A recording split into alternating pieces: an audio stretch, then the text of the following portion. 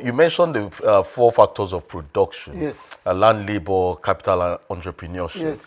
And so let's look at entrepreneurship now. Some people argue that entrepreneurship is the answer to this joblessness of our graduates. And that is saying that create your own job.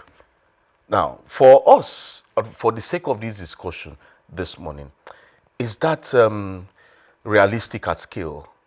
If you say we should go by the way of entrepreneurship, is it realistic? When you say we should go by the way of entrepreneurship, yes, where is the funding? Okay. Finance. There is no company in Nigeria today or in the world that does not have what we call asset and liability. Asset is what belongs to the company or the business firm. True. Then liability is what you are owing others that you use in the production process. And before you can get access to funds or finance, you have to have what we call collateral. Where is the collateral? Nobody is going to give you loan in bank without your collateral. And your collateral must commensurate with that loan. And the loan is not zero interest loan. It is an interest-based loan. Minimum of 25% or 30%. And there is penalty for default. So there is a big problem on ground. The business policy by organized private sector is not even favorable. Let me give you an instance. They will tell you that you must not be more than 24 years of age if you are applying for a job in the private sector. And then 5 years working experience. That's it. And you gain admission to the university at the age of 18. And you study a course of 4 years. That's 22. 18, that is 22. You're now going to serve at the age of what? 23. Yeah. Then now, they say you must not be more than 24. But 5 years working experience. Not realistic. It's not realistic. So business policies by the organized private sector is not even favorable. We have to be frank and sincere to ourselves. Let me give you an instance of what happened.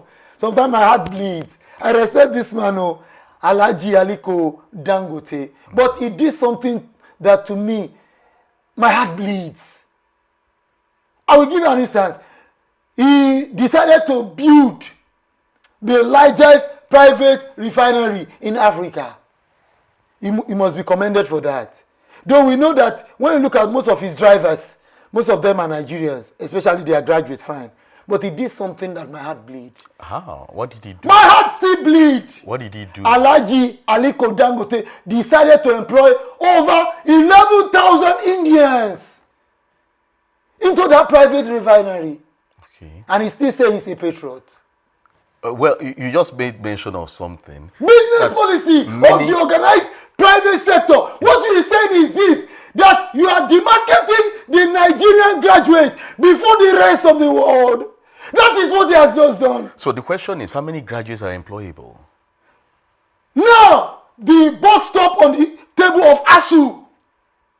ASU is in charge of producing university graduates. ASUP is in charge of producing polytechnic graduates. And these graduates are not being employed because of the false populism that Nigerian graduates are unemployable. And ASU and ASUP are not saying anything about it.